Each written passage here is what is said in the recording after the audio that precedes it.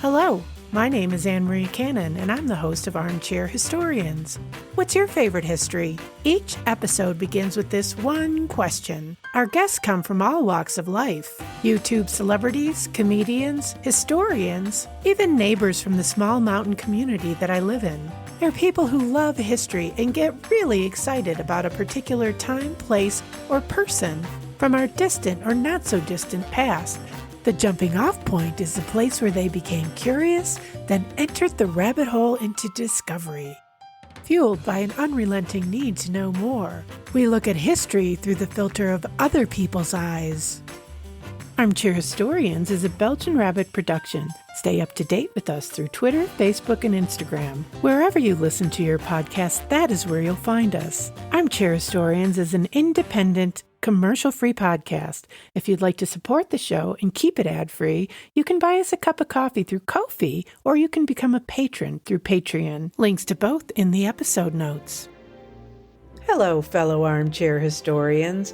Welcome to a special edition United Kingdom mini episode.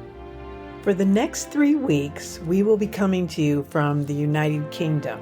Today, Bob, my significant other, and I are in the London borough of Southwark in South London. Now, Southwark forms part of Inner London and is connected by bridges across the River Thames to the City of London. Hello, Bob. Welcome to the show. Thanks for having me, Anne-Marie. My pleasure. You should say, what's your favorite history, buddy? What's your favorite history, buddy? Well, it would have been the Southwark Cathedral, but we didn't go in there. That's what I would want to talk about, though.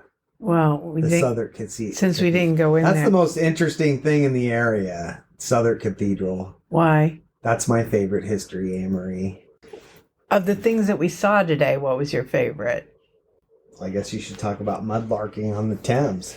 I'm talking about yours. I will talk about mudlarking. Well, that would be my favorite because you enjoyed it so fucking much. Oh, you're so sweet. You've been wanting to do it for so long.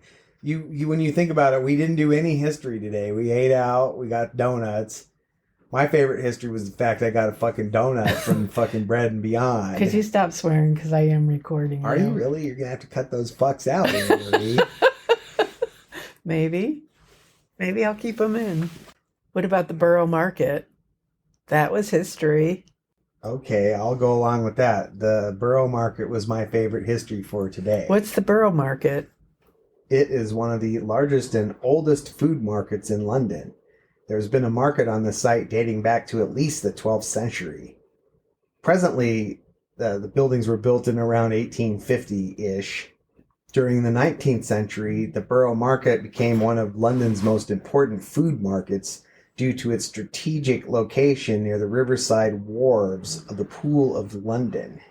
So the Pool of London is the stretch of river from Rotherhithe up to the London Bridge, which in the old days, that was the farthest a tall masted ship could reach.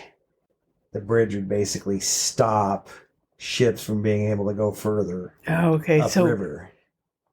Where would they be coming from then? Bringing goods up from the ocean, up the river to London. The river rises at the Thames head in Gloucestershire and flows into the North Sea near Tilbury. Was there anything else you wanted to say about the excursion to Bankside? No. What was your favorite history of the day we went to Bankside? Well, as we talked earlier, of course it was mudlarking. Okay, so we were just talking about the River Thames, which cuts through the city of London. It's a tidal river that rises and falls with the North Sea. So back in 2020, Bob and I had booked our second trip to the UK, and I'd been watching YouTube videos about mudlarking. What is mudlarking, you ask? Like I said, the Thames is a tidal river, and as it recedes with the tide, it uncovers all sorts of items that were lost or discarded since London was settled. And that's a long time. We're talking Roman coins, shards of pottery from Roman, Tudor, and Victorian times. Bottles from the Victorian era. Oh, there you go. Or jewelry, and one of my favorite finds would be an intact clay pipe. Before I go on, I want to say that in order to go mudlarking, you have to have a mudlarker's license. You can apply for that at the Port Authority. I'll put a link in the episode notes in case you're interested in doing that. Fortunately, back in 2020, when we planned our original trip, I had applied and received one, and the mudlarker's license is good for 3 years. Now back to the clay pipes. My ideal find would be a fully intact clay pipe. Now, clay pipes were like modern-day cigarettes. According to beachcombingmagazine.com, clay smoking pipes were pre-filled with tobacco, then discarded after a single use. They were made from the late 16th century into the beginning of the 20th century. So one of the things that makes clay pipes so collectible is that over time, the makers of the pipes got more creative with the design. So in the beginning, tobacco was so expensive that the bowl where you put the tobacco was very small. As tobacco got more affordable, the bowls got bigger and more elaborate. So you can find bowls that have animal themes, the British Royal Coat of Arms.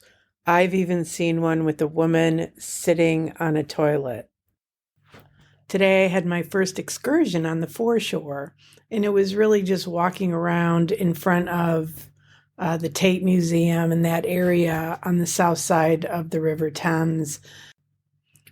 I found oodles of shards of vintage glass, and I also found a bunch of clay pipe stems, but no bowls. So that was my big favorite history in Bankside.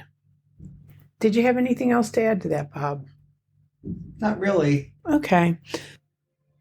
There you have it, our first mini episode coming to you from the UK. Be sure to check out our episode notes for more information about all the things we talked about in this mini episode. Thanks for joining us. Have a great week.